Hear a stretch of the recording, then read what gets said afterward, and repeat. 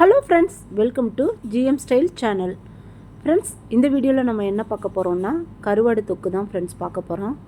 வாங்க கருவாடு தொக்கு எப்படி செய்யலான்னு பார்க்கலாம். நான் எடுத்திருக்க கருவாடு பார்த்திங்கன்னா கொடுவா கருவாடுன்னு சொல்லுவாங்க. இது வஞ்சரம் கருவாடுலேயும் செய்யலாம். ஆனால் வஞ்சரம் கருவாடு எனக்கு கிடைக்கல, அதனால நான் கொடுவா கருவாடு வாங்கி செஞ்சுருக்கேன். இது 2-3 பொருட்கள்லேயே ஈஸியாக செஞ்சிடலாம் ஃப்ரெண்ட்ஸ். டேஸ்ட்டும் சூப்பராக இருக்கும். சட்டுன்னு செஞ்சிடலாம். இது வெங்காயம் 3 வெங்காயம், பெரிய வெங்காயம் எடுத்துக்கிட்டேன். 3 தக்காளி வந்து பார்த்திங்கன்னா மிக்ஸி ஜாரில் கொஞ்சம் கொரகொரப்பாக அரைச்சி எடுத்துக்கணும். தாளிப்புக்கு கருவேப்பிலை எடுத்திருக்கேன். இந்த மாதிரி சுடுதண்ணியில் போட்டு வச்சதுக்கப்புறம் அதில் இருக்க டஸ்ட்டு, உப்பு எல்லாம் வெளியே வந்துடும் ஃப்ரெண்ட்ஸ். வெளியே வந்த உடனே ரொம்ப அலசக்கூடாது, உடஞ்சிரும் கருவாடு. லைட்டாக இருக்கணும், லைட்டாக கழுவி எடுத்துக்கணும். அதுக்கப்புறம் பார்த்திங்கன்னா ஒரு தவாவை வச்சுட்டு தேவையான அளவு எண்ணெய் ஊற்றிக்கோங்க. இது நல்லெண்ணெயில் செஞ்சால் ரொம்ப நல்லாயிருக்கும் ஃப்ரெண்ட்ஸ். இது தொக்குங்கிறனால 1 ஸ்பூன் நான் அதிகமாகவே ஊற்றிருக்கேன்.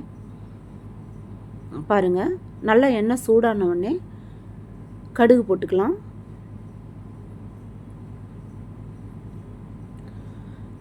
கடுகு நல்லா பொரிஞ்சிடட்டும்.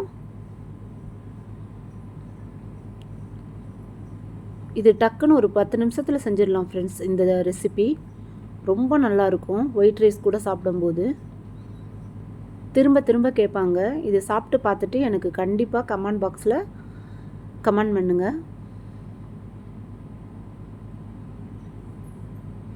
கடுகு இப்போ நல்லா பொரிஞ்சிருச்சு. கருவேப்பிலை போட்டுக்கலாம்.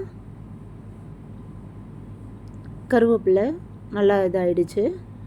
இப்போது வெங்காயம் போட்டுக்கலாம். வெங்காயம் கொஞ்சம் நல்லா வதங்கணும் ஃப்ரெண்ட்ஸ்.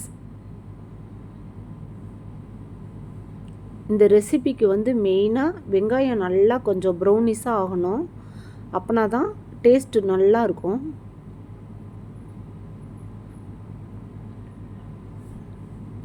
இது வஞ்சரம் கருவாடு கிடச்சா வஞ்சரம் கருவாடுலேயும் பண்ணுங்கள், இன்னும் அட்டகாசமாக இருக்கும். இப்போ நான் வாங்குகிற கடையில் வஞ்சரம் கருவாடு அவைலபிள் இல்லை, அதனால் கொடுவா கருவாடு வாங்கியிருக்கேன். பாருங்கள், வெங்காயம் இந்த அளவுக்கு நல்லா பொன்னிறமாக வரணும் ஃப்ரெண்ட்ஸ். பொன்னிறமாக வந்துருச்சு. இப்போது நம்ம தக்காளியை வந்து மிக்ஸி ஜாரில் கொரகொரப்பாக அரைச்சி வச்சுருக்கோம் இல்லைங்களா, அந்த விழுதை இதில் போட்டுடணும் ஃப்ரெண்ட்ஸ். போட்டு நல்லா பச்சை வாசனை போகிற அளவுக்கு வதக்கிடணும். இது வெரி சிம்பிளான ஒரு ரெசிபி, ஆனால் டேஸ்ட்டு சூப்பராக இருக்கும். நல்லா இந்த மாதிரி வதக்கிடணும் ஃப்ரெண்ட்ஸ். நல்லா வதங்கிருச்சு. இந்த பதத்தில் வந்து பார்த்திங்கன்னா நம்மளுக்கு தேவையான அளவு மஞ்சள் பொடி, குழம்பு மிளகாய் தூள் போடணும் ஃப்ரெண்ட்ஸ். குழம்பு மிளகாய் தூள் நான் 2 டீஸ்பூன் போட்டிருக்கேன்.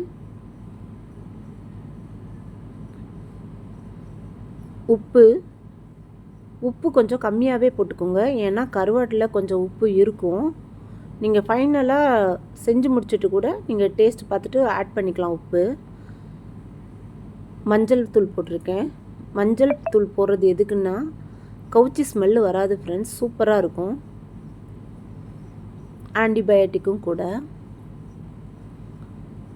நான்வெஜ்லாம் கண்டிப்பாக மஞ்சள் சேர்த்துக்கணும் ஃப்ரெண்ட்ஸ்.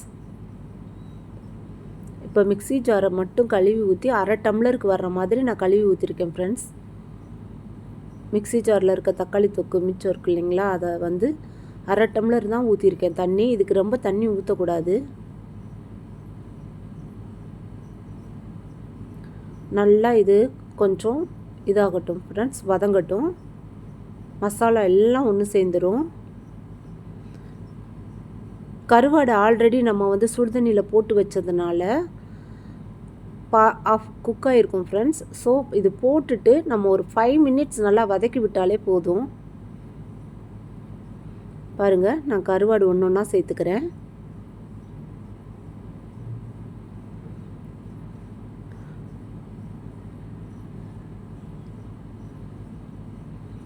கருவாடு நல்லா கரைஞ்சிரும்.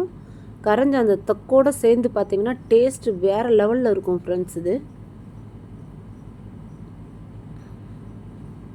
கண்டிப்பாக 2 வாட்டி வாங்கி சாப்பிடுவாங்க ஃப்ரெண்ட்ஸ். திரும்ப நீங்களே செய்வீங்க இந்த ரெசிபி. இது கூட அவிச்ச முட்டை வச்சு சாப்பிட்டிங்கன்னா சூப்பராக இருக்கும் ஃப்ரெண்ட்ஸ். ஒயிட் ரைஸ், இந்த தொக்கு, அவிச்ச முட்டை. இப்போ பாருங்கள் நல்லா ரெடி ஆகிடுச்சு. இந்த கொத்தமல்லி தழை தூவி நல்லா ஒரு பெரட்டி விட்டுருங்க.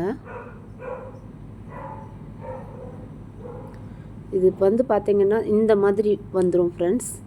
அல்வா மாதிரி இருக்குது பார்த்திங்களா பார்க்குறதுக்கு. ஏன்னா நான் 1/2 டம்ளர் தண்ணி தான் ஃப்ரெண்ட்ஸ் சேர்த்துருக்கேன். இது இட்லிக்கு தோசைக்கு கூட தொட்டு சாப்பிட்லாம் ஃப்ரெண்ட்ஸ். ரொம்ப நல்லாயிருக்கும். தேங்க்ஸ் ஃபார் வாட்சிங்.